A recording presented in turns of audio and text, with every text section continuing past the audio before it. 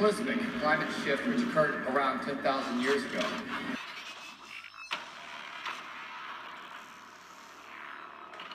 The coldest weather on record has thrown the city into chaos.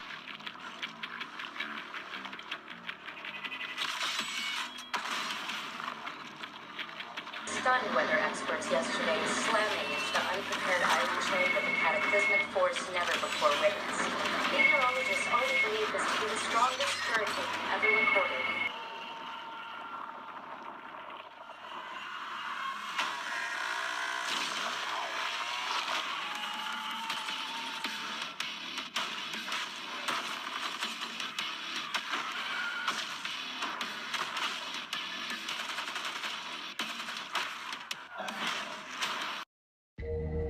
Maybe they don't know what to do. Somebody has to tell them what to do because they don't know what to do. They've been dumbing down to the point they don't know what to do. They no longer have the spirit of discernment. The Illuminati is getting bolder and bolder. The spirit of darkness, the beast is rising before your very eyes. Situation developing where you can literally see this seven-headed monster, this beast with 10 horns, crowns with the name blasphemy, this antichrist spirit taking over your public school system, Common Core,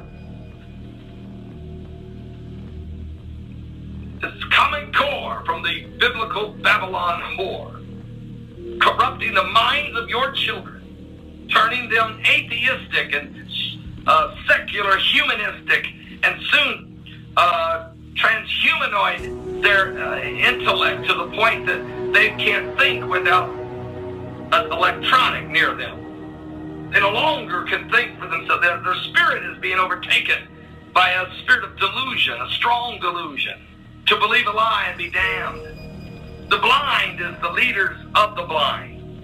They're all headed toward the pits of hell and the ditch on its way. Is this what's taking place? Is there a spirit of a strong delusional spirit blanketing the world? Are the eyes being blinded? Is the subliminal messages rewiring your brain? Is the lack of knowledge destroying the people? These are the words of Christ. The fool has said in his heart, there is no God. The apocalyptic events that are happening around us, 26 times in the last 4 years that the water has turned blood red around the world, 26 times. I can't even count the number of dead birds that fall just from the sky without a reason.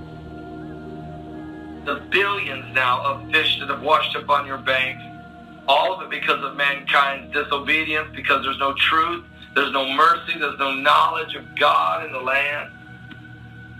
Men's hearts are failing them soon for fear of what's coming. And Mike around the world is going to join us here in a couple minutes, and we're going to try to understand what is coming. What is the second wave of energy? How strong will it be? And what about waves 3, 4, and 5? Does it even matter? How strong is this second wave? And why isn't this term, waves of energy, being used by anybody in the government or in the media? Is that something we'll soon hear? I don't know. Okay? But I know one thing. We are living in the last days. Good evening. Primary school pupils as young as 4 are being asked to choose the gender they most identify with before starting school. In a letter from Brighton and Hove City Council that's been sent to parents, they're asking them to support your child to choose the gender they most identify with. Well, the move has been criticised by some parents who say that such young children don't have a sophisticated understanding of gender issues and it could be potentially harmful. But the council defended its actions as a response to the requests of families. I would say that 4's far too young to be asking that question, and it complicates the scenario that doesn't need to be complicated. I just thought it was a bit odd. Didn't think it was a question that needed to be asked so early in life. I'm afraid this is symptomatic of what's going on across the country. Gender issues, gender identity, sexual issues are being foisted onto 4- and 5-year-olds. For heaven's sake, let's give these children a childhood. We can deal with these problems later in life. Basically, I identify as non-binary, which means that I don't fully identify as 100% male or 100% female. The form sent to parents of 4-year-olds starting school had a gender section, then, underneath, the following 2 sentences. We recognise that not all children and young people identify with the gender they were assigned at birth and may identify as a gender other than male or female. Plant the seed into a child at the age of 4 that you can choose your gender if it's different than how you were created. And then you get to the college level where what you see there is the propagandizing of these students to the point where, well, whatever you want it to be.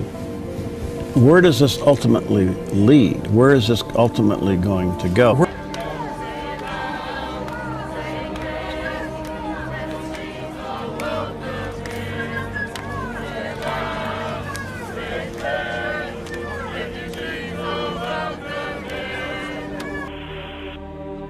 Wow, what a week.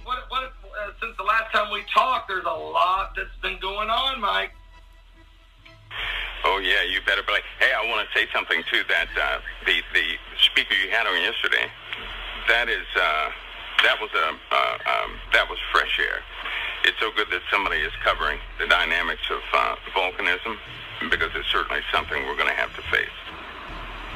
Yes, it is. And, you know, you've been saying that now for a couple of years, and really last year, as we were anticipating the first wave of energy, you said, Paul, you're going to see an uptick in earthquakes and volcanism and volcanic eruption, and that's certainly come to pass. And Mary Greeley, who was our guest yesterday, folks, if you missed the show, she really stays all over the earthquakes, the volcanoes, especially Yellowstone. She stays all over that subject, and she's pretty relentless. And so you're right, a breath of fresh air, have someone who can specialize in that area. And you were correct by saying we will see more and more of it. I mean, it's unbelievable, really. Yeah, well, we certainly do have some issues that nobody's discussing. I think what they have done, Pastor Paul, is they have taken some of the issues that would be otherwise passive and turned them into something significant, like everybody's looking for the major thing to happen from major sources or obvious sources. But there are some other problems that are forming even right now that will eventually take a toll on the earth. And, preparatory action in that regard is going to be important. Yes, and I think that we're seeing more and more near-Earth objects. We know last year we broke the record for earthquakes over 6.0. And Mike, yesterday we had a 6.9 in Burma. Today, this morning, my phone goes off twice in 10 minutes, a 6.0 in the island of Vanuatu and a 6.2 in Japan. And so we break the record last year of 6.0 earthquake. We break the record last year of volcanic eruptions in a single year. And that was all leading up, of course, to the first wave. And now that we're into this, headed toward the second wave, we're seeing it again. We're starting to see everything pick up. Can you elaborate a little bit about between now and December 20th? Is December 26th still the date that are tentatively set for the second wave? Yes, yeah. The countdown is at 256 days, 1 hour, 30 minutes, 36 seconds. So it's still on the countdown.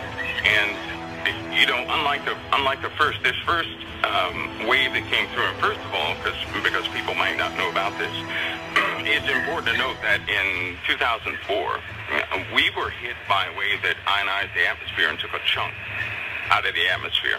I don't know if many people are aware of that. That was from Magnetar STR 1806-20. It took a chunk out of our atmosphere in 2004. It's 50,000 light years away.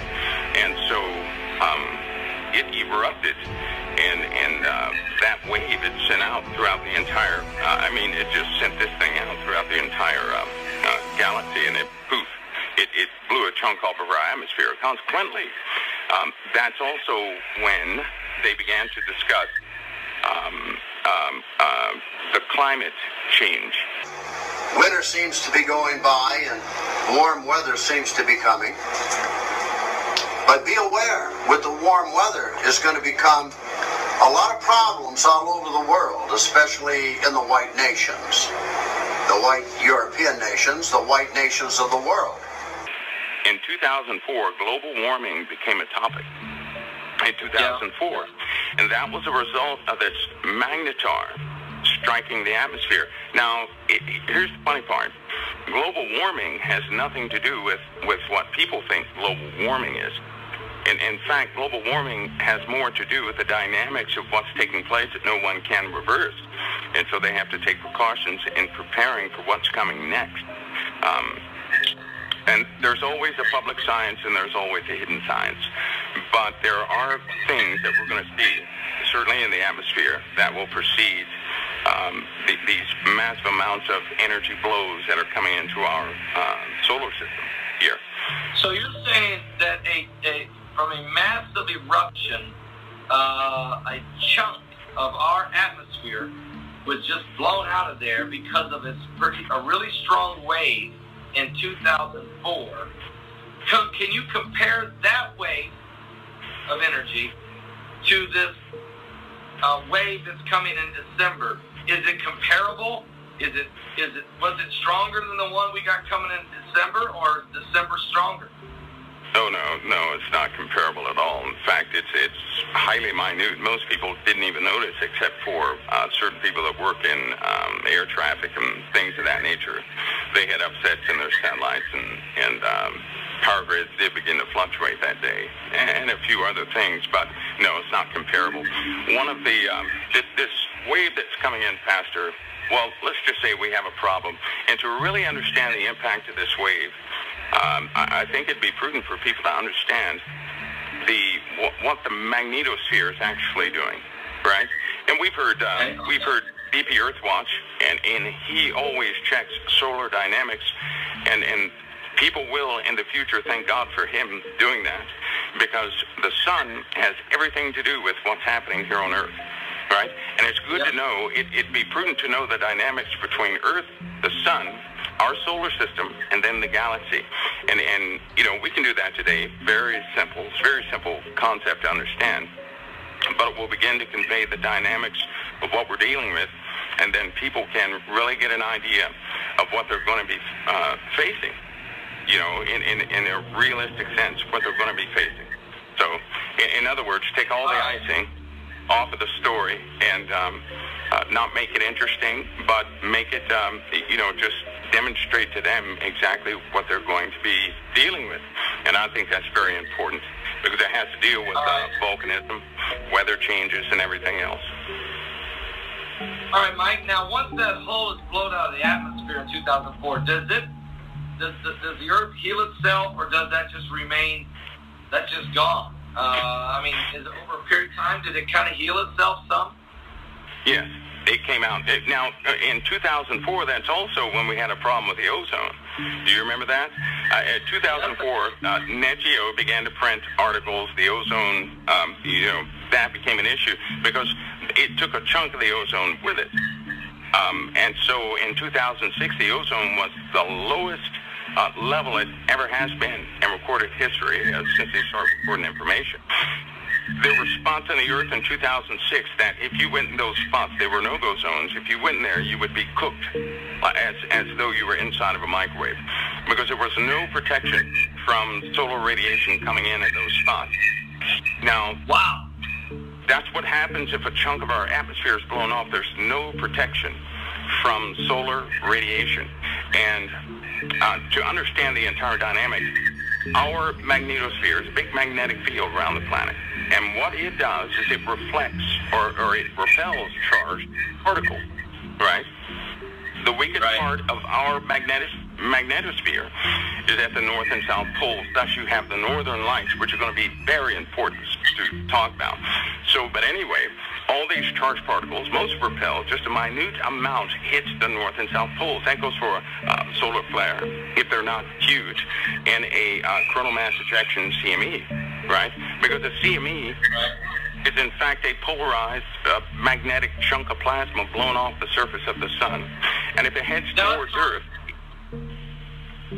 Well, let's talk about that, because a couple years ago, NASA was even on I actually did a video about this where they brought an expert on to CNN, and he said that a chunk of the sun had been blown off, and that was, of course, that also filters some of these CMEs from a solar flare eruption. And with that being open, it just allowed, virgin solar flare roaring toward the Earth. Here's my question to you. The second wave of energy, we're all worried and all concerned about how it affects the Earth. But I'm going to ask you this question. How does the second wave of energy affect the sun, which in turn would affect the Earth? Well, I'm so glad you asked that, because this first wave that came in August 17th, it certainly did affect the sun. X-ray emissions, gamma emissions, activity levels churning, momentum, and everything else began to alter in the dynamics of the sun. So its magnetic field actually increased. I believe it was very minute, about 1.6%, but it had an effect on the sun, which in turn has an effect on Earth. Here's how that works, and this is why I'm so glad your guest came on yesterday, to make people aware of what's happening with volcanism, because the sun is intimately tied. Its magnetic field covers its entire solar system. Most people don't know that, but it covers the entire solar system. So the sun's magnetic field stretches way out there, far beyond Pluto. We're talking about the entire solar system. When it begins to emit its electromagnetic field, the Earth's electromagnetic field will begin to polarize and respond, right? So when you have a CME, which in fact is a polarized chunk of plasma that comes off the surface of the sun, headed anywhere in our solar system, we are not directly affected, but it has an impact on the activity in Earth. Because inside the Earth, it is theorized it is molten rock, right? Well, let's just say that it is molten rock, very hot. Okay. And it's spinning at a certain rate. Now, the spinning, right, is almost like electricity traveling through a wire, alternating current traveling through an electric wire, which causes an electromagnetic field. So it is directly responsible for the electromagnetic field around the Earth. Our shield, right, is responsible. When the sun becomes active, its electromagnetism affects our electromagnetism. But it has an opposite effect on us. It does not speed the core of the Earth up. It slows it down, and if it slows down, our magnetic field gets weaker. So over the course of many years, our magnetic field is becoming very weak, right? So then a CME that wouldn't... That's right. That's our protection. That's our protection. So if right now, if we had a CME, it could hit Earth, and not too many things would happen, because the Earth would, in fact, only absorb small amounts of the charged particles that come in to the Earth, and it will be fed to the North and the South Pole, which causes the Northern Lights and the Southern Lights. Right? That's what you see. Consequently, Jupiter and Saturn also have Northern and Southern Lights. But the inner planets do not. They don't have them because something happened to their magnetic field. By the way, they send all these probes to Mars because they're trying to determine what happened to its atmosphere. Believe me, they're trying to find this out because Earth is about to go through the same process. We're about to go through the same process. They sent out all these little probes, millions of these little dinky probes, and they sent them out there to get a feel, get a reading of what's taking place in the atmosphere of Mars, and to kind of help us understand, wow, that's going to affect the atmosphere of our Earth. And so they're using these small miniature probe technology. Can I ask you a question? We're hearing that the probe, the Saturn probe, that's going around Saturn is being tugged on, that some gravitational pull is happening to it. That has been reported everywhere, and now all of a sudden yesterday NASA says, hold on a minute, we're not so sure it is or not. And they threw Mike Brown under the bus, whom the French scientists all embraced and said he was correct, that based on their readings, there is a tug definitely going on the space probe up there in Saturn, and the other space satellites that are orbiting the Earth.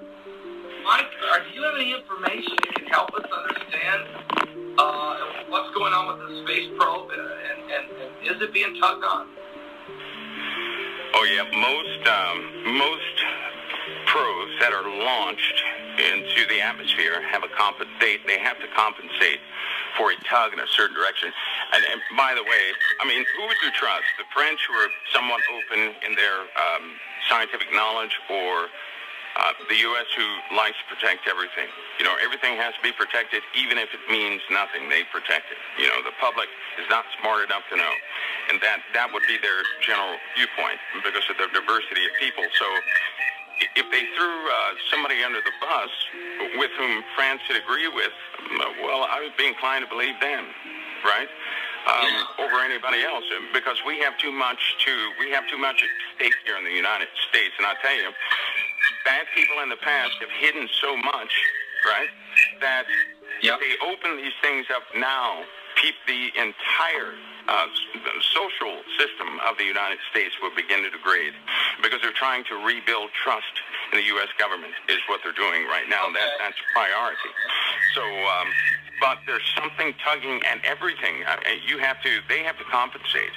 When they launch rockets, space vehicles into space, all of this has to be compensated for the tug, which was actually found in the 70s with your Pioneer probes and all these different things that were launched. They knew it was a tug out there, and they know what direction the tug is coming from. They know exactly what direction the tug is coming from. Yes. And now, so, yes, there is a tug.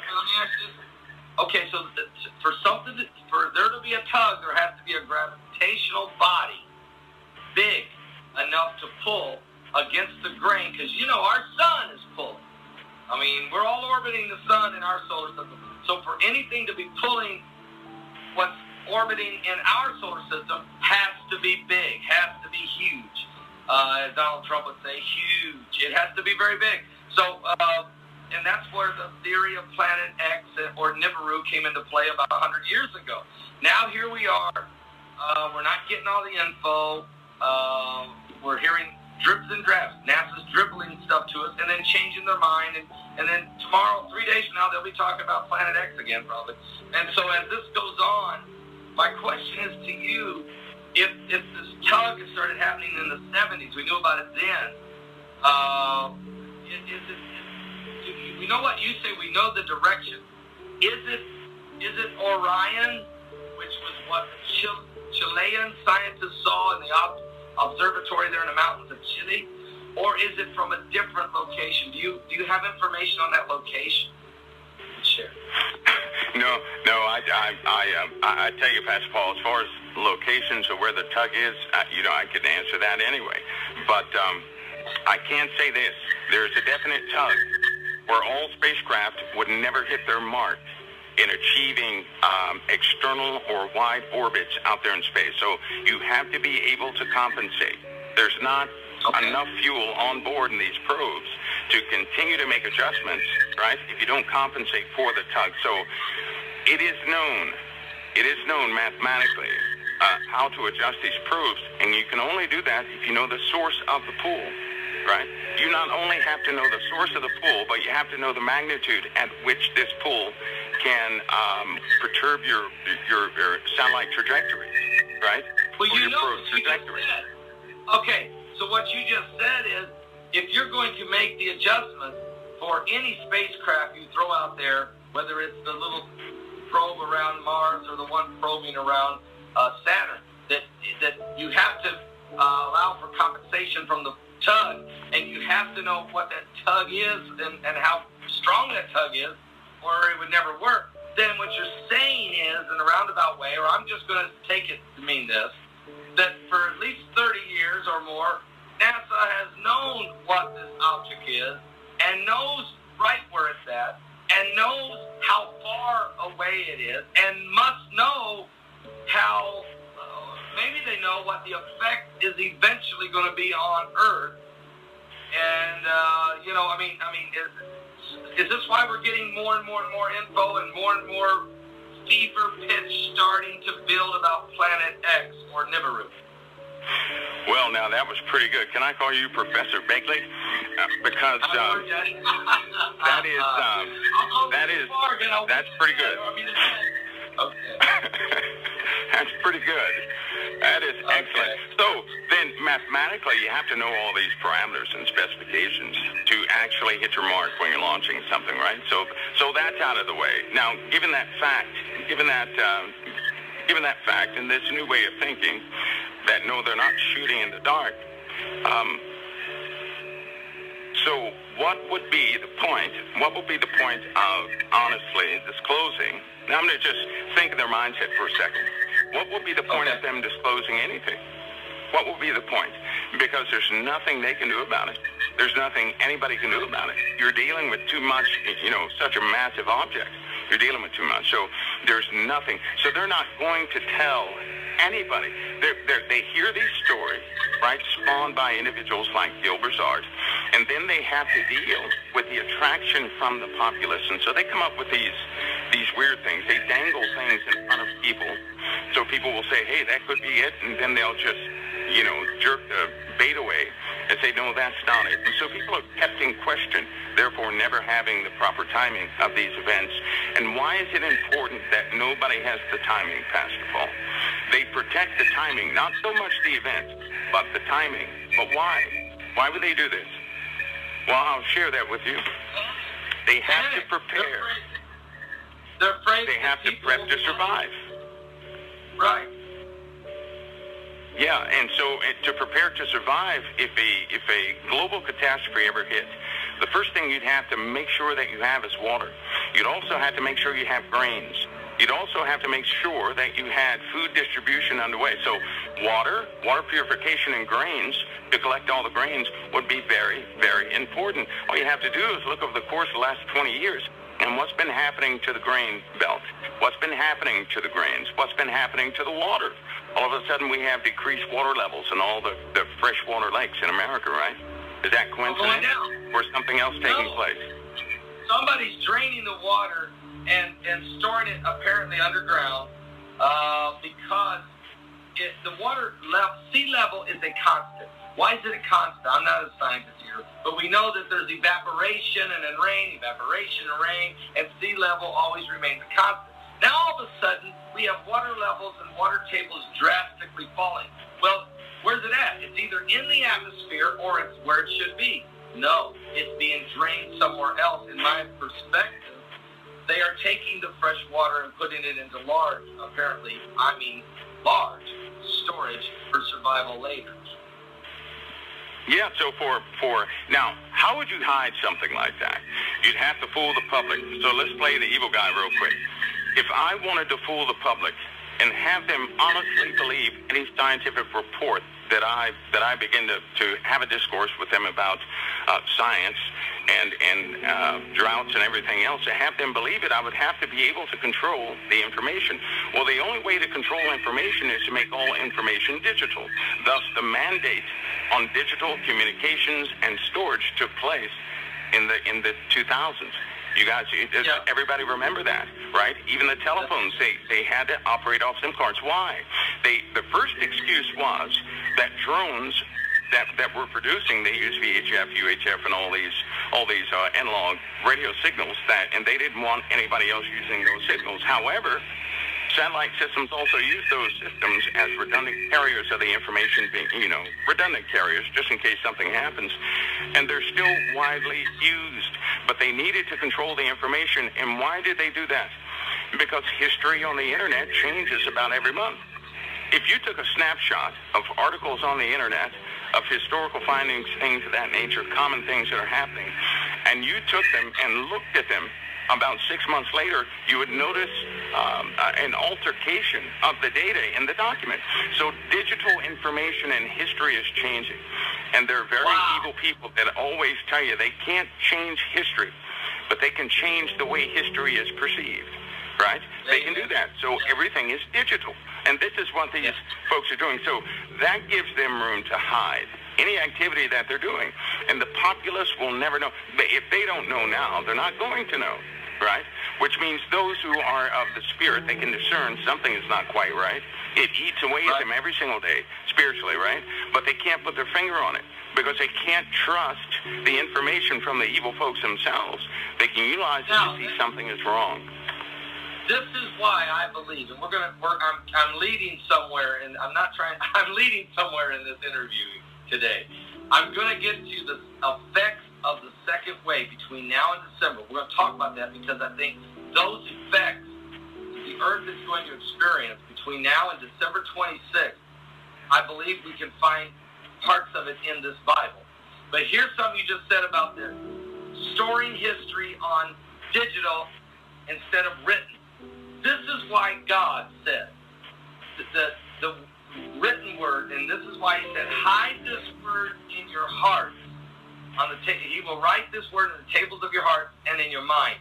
You need to know the word, folks, because there's a day coming when you probably won't be able to find one of these books written and published unless you yourself have it hid so well that no one can find it.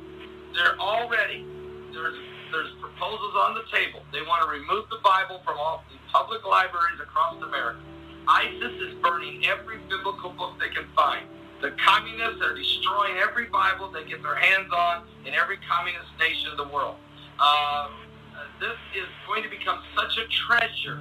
And some Bibles, of course, have been so badly altered that they're not the true fallible Word of God. I'm not talking about every version, okay, so don't get offended. I'm talking about some of them are so far away from the truth that it's scary. The bottom line is this: you're going to have to know this word because they're going to change history, just like Mike is saying. They're going to change not only the history of humanity, but this is the most historical book in the world. Nothing even close to this. Not only is it historical, but it's prophetical. And they want to change even the prophecy in advance of what's going to happen. That's part of the deception, Mike. Would you agree? Oh yeah, and they're doing it every single day, and it's just something we're going to have to get spiritually prepared, mentally prepared. And I'm glad we're going to talk about the second wave, Pastor Paul, because the mental preparation for what is developing is going to take a change in how we think. Right? We think for a long time our worlds are in the confines of what we have, and all that's going to be disrupted. It really is going to be disrupted. And you know what? True evil will take. Well, let's talk about auroras. Can we do that real quick? Because people are going to see these things. They're going to see these things, and it's part of the second wave. And it's going to be beautiful, but it's going to be bad. That's when people will know that the effects are going to be catastrophic. And I do mean catastrophic. So if we begin to see those, you forget about the third and the fourth and any other waves coming in. Because if we begin to see those, it will be catastrophic.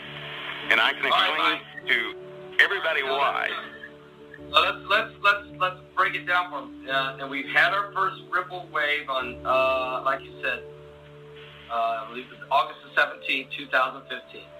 We're now we're 256 days away from the second wave. Between now and then, though, I know, as you explained that last time, we start seeing the effects of this wave coming. It starts happening. The people need to know, to the best of your ability, what type of effects from this wave should we look to experience. Now, as you probably heard me say already, I've talked to a man that said he was part of a Nibiru project in which he says to me, June and July could be very, very, very volatile for fireballs and thunderbolts, okay? Not counting earthquakes and volcanoes and stuff. Just simply those two things, there should be a significant change. I'm going to throw that out there to you, but let you walk us through what should we anticipate the rest of this year till December 26th. What should we anticipate maybe going to happen? The auroras you just mentioned, that the auroras would be a sign that there's definitely been a major shift. So help us out. Well, yeah, because we have an issue, we have a problem. Number one, while everybody's looking for a pole flip, right, for a physical pole flip, right, the most dangerous type of flip just to let you know, I know they have tricked everybody into believing that a magnetic pole flip is harmless, right? Isn't that what they pretty much told everybody? That's what they're basically telling us, yeah. Yeah, but that's wrong. That's incorrect. That is very deceptive at its core. You know what? I actually got angry when I began to hear people say that. And some good people have said it because they don't have all the data necessary and the dynamics. They don't know. They don't know what the other guys know. And so, with a good heart, they have tried to figure some things out. But listen, if we have a magnetic pole flip in the beginning of this flip, we're going to see a degradation of the shielding of Earth. Right? It will go down to about zip, and it will likely last for about 7 to 14 days, possibly even weeks. Hopefully, it does not last more than one day, hopefully, and I'll tell you why. We're already dealing with increased solar winds hitting the Earth. It's having an effect in our atmosphere, even with the shielding, right? But without that shielding, because when it flips, and it's done this over the course of time, and we're overdue for it to flip again. Consequently, we're overdue for everything. God is holding everything back, but when it flips, the magnetic shielding around the Earth dissipates, down to its weakest level. So when it dissipates, there's no reflection of charged particles, none. So what does that mean? That means the atmosphere is going to change. The reason why people see auroras in the North and South Pole is because gases are electrified. They're electrified. Charged particles hit nitrogen and oxygen. So you get shades of red from high altitude oxygen, right? You get the pale yellow-green from oxygen molecules at about 60 miles when they're energized. You get the blue-violet from nitrogen, and then at the lower levels, you can also get nitrogen, which is in the red spectrum, right? Once it begins to do this, you're going to see this worldwide. But there's a problem. Not only will the atmosphere be electrified in the beginnings, because this is how we're going to know it's weakening, but at around that same time, you know, but I have to use this disclaimer, these are calculations of men. All calculations of men are subject to change pending new data that may be found, right? These are not prophecies. These are just calculations of men.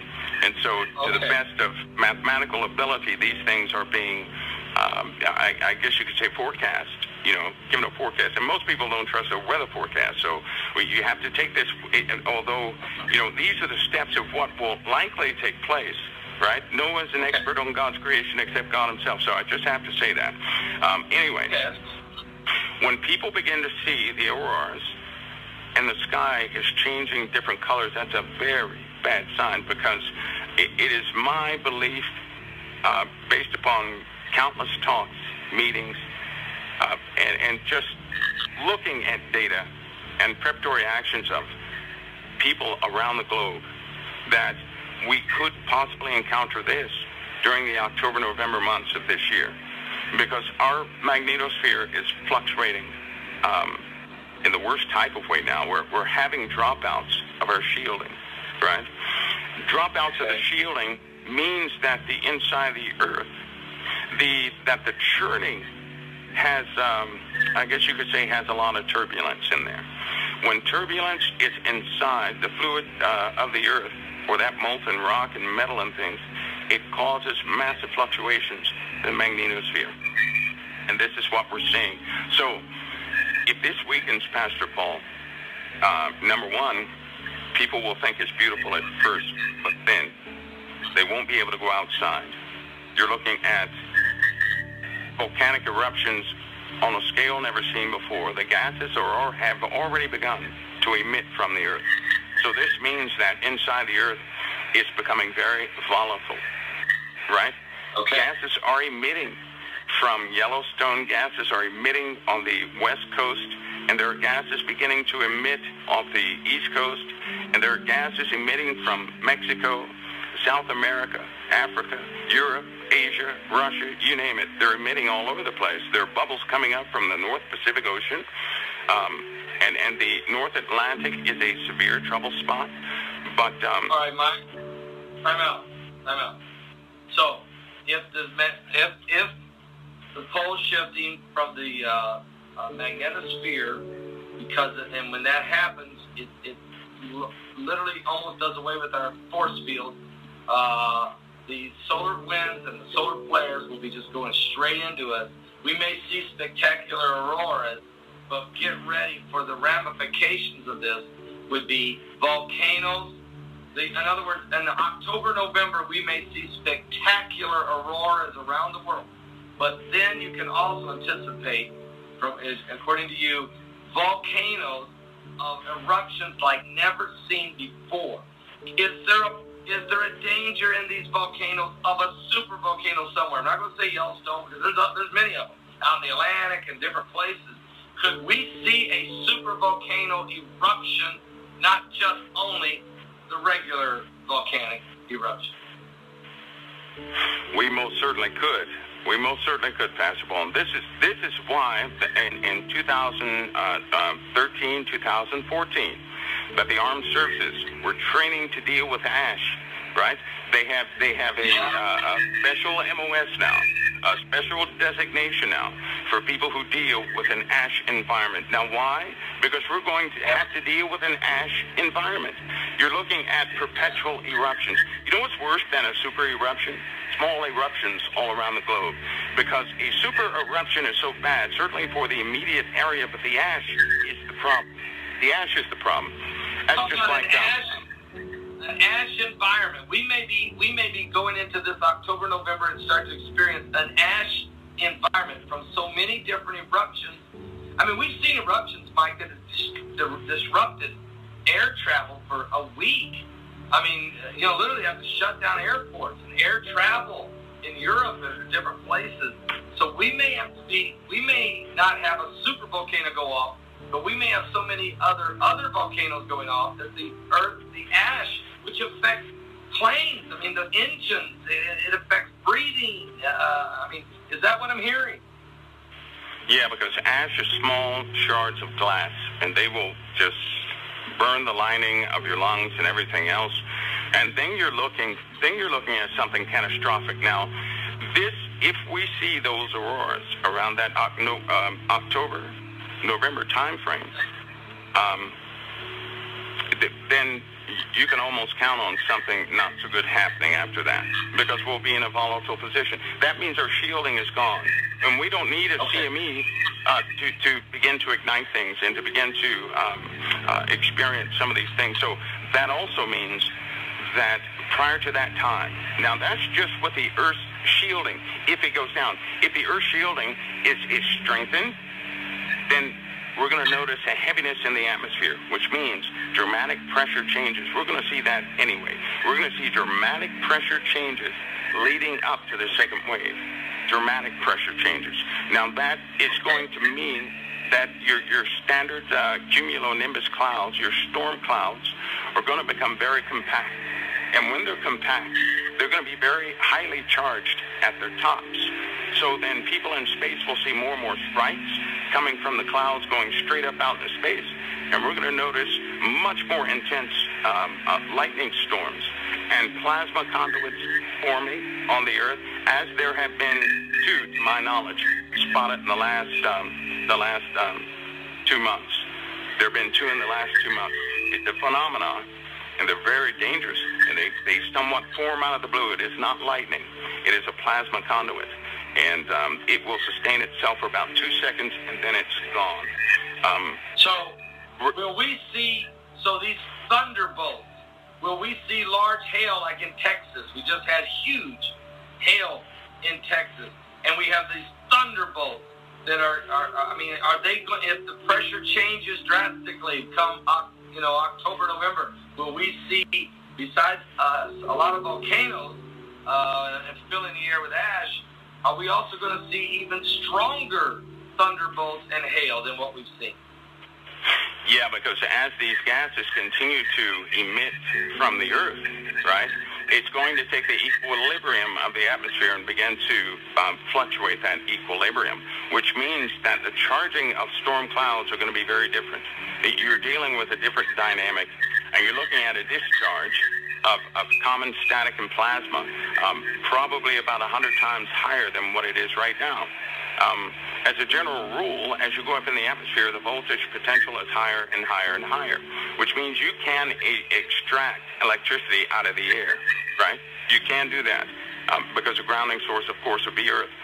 As the atmosphere compresses, what you'll have instead of 100 volts potential at 100 feet, you'll have 100 volts potential at about 25 feet, which is very dangerous. Consequently, this is going to affect the mentality of people also. These are electromagnetic changes, and a person's brain is electromagnetic in nature. So when your neurons fire, you're looking at electromagnetic firing from one neuron to the other. So this will also affect mankind, right? They will become a little more aggressive than usual. It's also going to affect the breathing of people. People, no doubt, right now are starting to have breathing problems, Pastor Paul. And no, they're not going to talk about these symptoms on the CDC. But breathing problems are going to become a norm for people. Also, the oxygen content of the atmosphere is changing. At general rules, normally it's 78% nitrogen, 21% oxygen. Well, that's changing. The equilibrium in the atmosphere is changing. Right? It's been changing, but it's reaching points where it's absolutely noticeable in the human body, and so fatigue is going to become more common than not. People will become more fatigued because their body is not getting enough oxygen. So we're looking at all these things, and they're all associated with a compression event. This wave is almost like a compression event coming out from space, which will likely overwhelm the heliosphere, right? So then in the Earth, what are you going to see? You're going to see plate drifts or new cracks in the Earth, new fault lines forming out of nowhere because the magma inside the Earth is going to become compressed. Now, when it's compressed, it heats up. And when it heats up, Pastor Paul, and if you go back to Yellowstone, the plumbing, I believe she probably did talk about plumbing in Yellowstone. It goes down 465 miles. Now, the only thing that's keeping this thing from erupting is half of that plumbing system is rock. We're looking at a system, right, with rock, with molten rock inside of that, the size of Idaho. That would be the width and the spans of it from current scans. And this thing is growing. It's doing nothing but growing. If it heats up 2 degrees, then instead of the magma rising 2 inches per year, it's going to rise 2 inches per minute, right? And that's with only about a 2-degree change. But as the internal portions of the Earth continue to heat, you're going to see more chambers open up. These things are going down to where it's nothing but molten rock. So it's like a pipe running to inside the Earth where just molten metal and rock can spew out to the surface. And this is what we're looking at. We're taking this information you're bringing. Now I turn and I look at a biblical reaction to this and say, do we have any indication, and we're getting any warning from the Word of God of the very events that you're talking about? Well, you have to go to Isaiah 24. Because Isaiah 24 talks of a pole shift in the very first verse. It certainly says the earth will be flipped upside down. It doesn't mean the earth, the ball of the earth itself, but it's talking, it has to be about the magnetosphere that flips and creates a catastrophe. Creates catastrophic catastrophe. Not the end of the world, but certainly creates a catastrophic catastrophe. Then it talks about we're going to hear noises from the pit, okay? And people will run from the fear of the noise. This is all in your Bible in Isaiah 24. But also we'll hear sounds in the heavens. And I don't know. I know what auroras are. I know how beautiful they are. I've seen them here in northern Indiana. But will we hear sound? Not just the beauty of an aurora, but will we actually hear more sounds in the heavens, Mike, if our magnetosphere has almost dissipated under this pressure? It's a question I have for you. And if so, then it's leading us to the 20th verse of the same chapter, folks, Isaiah 24, when it says the earth is going to reel and rock like a drunken man. That has to be a wobbling effect of the poles and earthquakes, volcanic eruptions, sinkholes opening. Now, I'm not a scientist, but I am certainly, I get spiritual revelation from the Word of God, and God gives my limited mind the ability to see this in the spirit. I actually see earth wobbling, and I see holes opening, and I hear sounds both coming from the earth that creates fear and sounds from the heavens like song. So my question to you is, because I don't have no idea, I don't know the answer, but could spectacular roars also bring sound in the heavens because of a pole shift of the stratosphere?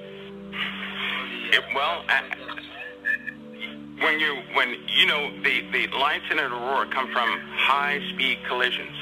I don't know if you're aware of that or not. So they're like mini colliders up there. That's what's happening, mini colliders, right? But have you ever been in wintertime when it's snow all over the place? You go outside and that you can hear a person a block away because snow is covering everything. The sound bounces back to you. So everything is louder, right? You can hear things much clearer. But why is that if the snow is on the ground? It's also because there is snow and there are snow clouds, right? And the formation that the ice droplets are actually beginning to reflect back the sound, right? So what's going to happen with more and more particles in the thermosphere, the ionosphere, the mesosphere, and the stratosphere? That means the noises from the insides of the earth and some of the noises that are caused from the auroras, which will be about 60 kilometers above the earth, those collisions you're going to be able to hear quite good. And this is why, you know what, this is going to sound wacky, but we will entertain a day when just about every dog on earth is going to begin to bark, because that's when we're going to know the sound waves are beginning to penetrate. So that's going to be a funny day to a degree, but dogs respond to certain noises, and they will begin to howl all over the earth. So what you're saying is what I'm feeling, or what I'm reading in Isaiah 24, is that the songs, what the scripture calls it, the songs of the heavens, but there's going to be high-pitched sounds, and that these changes in the electromagnetic sphere breaking down, losing its ability to shield, will also not only allow chargeable particles into the atmosphere, which affect the cumulus clouds, and you have more storms and lightning bolts and hail, but sounds will intensify and on the earth. That's right. It'll be bouncing off the surface of the earth back into our ears, back out into space. And right now they bounce off the atmosphere back out into space. And that's why you have astronauts on the ISS, and sometimes they hear strange, weird noises out there, right? I mean, just weird noises. Some of the other runs, like the Russians, they heard actual what sounded like trumpets out there in space on several occasions. And it just so happens on one occasion, that's when something was headed toward the space station, and they almost had to evacuate that thing because they were sitting in the Russian pods, and they were waiting on the call from Houston to go ahead, to give the go to disconnect from the ISS and come back to Earth. An emergency evacuation of the ISS almost took place. But they began to hear these increased sounds, which, you know, they have their explanations, but I'm telling you, Pastor Paul, the Earth is so tiny compared to the rest of the existence, that it's a miracle we're still surviving. God truly has his hands around this place, but there's some things happening even right now that, because nobody's aware of, right?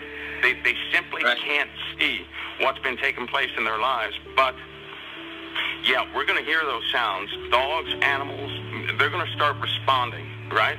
And they will respond before we actually hear it. But we're not only going to hear it, we're going to feel it. Some of these vibrations. Now, can you imagine anybody out there who knows about music, you know, a subwoofer, right? They respond by, 32 hertz to 60 hertz or 100 hertz or something like that. That's bass, like the drum bass, right? Can you imagine one about the size of a speaker about the size of Russia, right? And you feel it right through your heart. So we're talking about sounds like destructive sounds, sounds that nobody can ignore, sounds that will penetrate your mind and everything else. Oh, and by the way, you can forget about sleep, because how can anybody sleep with something in their very heads, in their bodies and everything all the time? So you're looking at an environment for a little while because to deal with this stuff. That'll get everybody's attention for sure. That does, and it really is confirming Isaiah 24, which also will lead us into, of course, Matthew 24, okay? So and Jesus starts talking about all these apocalyptic events that take place. Now, the body of Christ should start to say, okay, Pastor, so what you're saying is, Mike around the world is trying to say to us, is this second wave could create some things that we've never seen before. Volcano eruptions like we've never seen before. Auroras like we've never seen before. Huge thunderbolts, big hail, and maybe even sounds that will affect the animals and even us, all leading up to the second wave. Earthquakes, don't count those out. And because certainly there's going to be earthquakes and tsunamis could also take place. But we're hearing more about volcanism because of the effects on the Earth's core. And the sun is being affected by the same energy waves, and that's why we're seeing probably more sunspots, more solar storms, more CMEs released, and everything is volatile now in our world, our universe we live in. As a Christian, Pastor, help me keep my sanity. Real simple. You don't know the day nor the hour the Son of Man is coming, but you know he's coming. And the Bible told you there would be major changes in your world at some point. None of us wanted to probably be around when it happened, but we may be the very generation that experiences some of the beginning chaos. And you already see the persecution ramping up. You already see the violence. You already see the evil. You already see the corruption. You shouldn't be shocked by when you start seeing the physical manifestations of the groaning, of the birthing pain. We hear about them, but wait till you start feeling them. A woman that's pregnant, you can see she's pregnant, and you can see she's getting bigger. But at some point, it's not that she knows she's pregnant. It's not that she sees she's pregnant. She feels, and she seriously feels the situation developing, the urgency. And I think the earth is going to experience the same thing just before the birth of a new age. And I think we as Christians need to be our faith built up and strong. We should have no fear. Yeah, well, we certainly do have some issues that nobody's discussing. I think what they have done, Pastor Paul, is they have taken some of the issues that would be otherwise passive and turned them into something significant.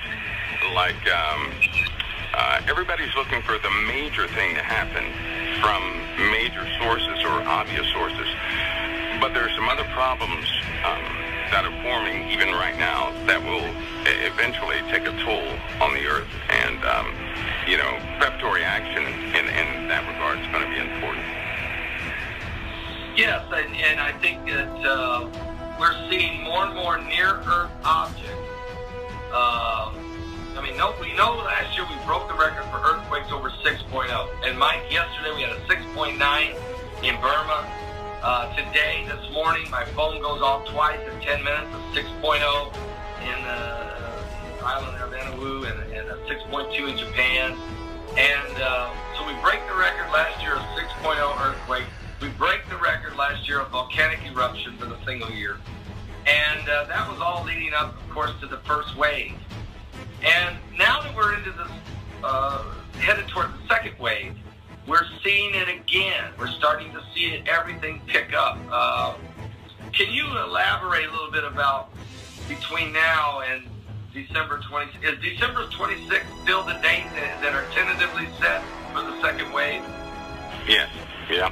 The countdown is at 256 days, 1 hour, 30 minutes, 36 seconds. So it's still on the countdown. And, unlike the cataclysmic climate shift which occurred around 10,000 years ago.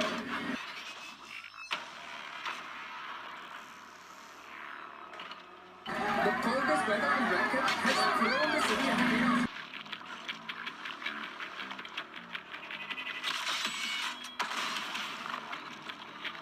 Stunned weather experts yesterday slamming into the unprepared iron chain with a cataclysmic force never before witnessed. Meteorologists already believe this to be the strongest hurricane ever recorded.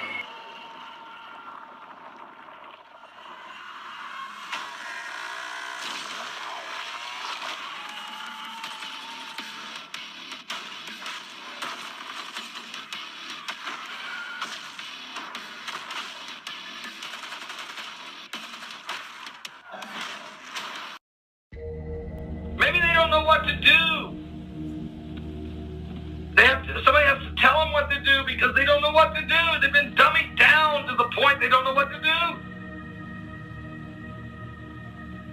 They no longer have the spirit of discernment. The Illuminati is getting bolder and bolder. The spirit of darkness, the beast is rising before your very eyes. Situation developing where you can literally see this seven-headed monster, this beast with 10 horns, crowns with the name blasphemy, this antichrist spirit taking over your public school system, Common Core. This Common Core from the biblical Babylon whore, corrupting the minds of your children, is the second wave of energy. How strong will it be? And what about waves 3, 4, and 5? Does it even matter? How strong is this second wave? And why isn't this term, waves of energy, being used by anybody in the government or in the media? Is that something we'll soon hear? I don't know. Okay? But I know one thing. We are living in the last days. Good evening. Primary school pupils as young as 4 are being asked to choose the gender they most identify with before starting school. In a letter from Brighton and Hove City Council that's been sent to parents, they're asking them to support your child to choose the gender they most identify with. Well, the move has been criticised by some parents who say that such young children don't have a sophisticated understanding of gender issues and it could be potentially harmful. But the council defended its actions as a response to the requests of families. I would say that 4's far too young to be asking that question, and it complicates the scenario that doesn't need to be complicated. I just thought it was a bit odd. Didn't think it was a question that needed to be asked so early in life. I'm afraid this is symptomatic of what's going on across the country. Gender issues, gender identity, sexual issues are being foisted onto 4 and 5-year-olds. For heaven's sake, let's give these children a childhood. We can deal with these problems later in life. Basically, I identify as non-binary, which means that I don't fully identify as 100% male or 100% female. The form sent to parents of 4-year-olds starting school had a gender section, then, underneath, the following 2 sentences. We recognise that not all children and young people identify with the gender they were assigned at birth and may identify as a gender other than male or female. Turning them atheistic and secular, humanistic, and soon transhumanoid their intellect to the point that they can't think without an electronic near them. They no longer can think for themselves. Their spirit is being overtaken by a spirit of delusion, a strong delusion, to believe a lie and be damned. The blind is the leaders of the blind. They're all headed toward the pits of hell and the ditch on its way. Is this what's taking place? Is there a spirit of a strong delusional spirit blanketing the world? Are the eyes being blinded? Is the subliminal messages rewiring your brain? Is the lack of knowledge destroying the people? These are the words of Christ. The fool has said in his heart, there is no God. The apocalyptic events that are happening around us, 26 times in the last 4 years, that the water has turned blood red around the world, 26 times. I can't even count the number of dead birds that fall just from the sky without a reason. The billions now of fish that have washed up on your banks, all of it because of mankind's disobedience, because there's no truth, there's no mercy, there's no knowledge of God in the land. Men's hearts are failing them soon for fear of what's coming. And Mike around the world is going to join us here in a couple minutes, and we're going to try to understand what is coming. Seed into a child at the age of 4 that you can choose your gender, if it's different than how you were created. And then you get to the college level where what you see there is the propagandizing of these students to the point where, well, whatever you want it to be. Where does this ultimately lead? Where is this ultimately going to go?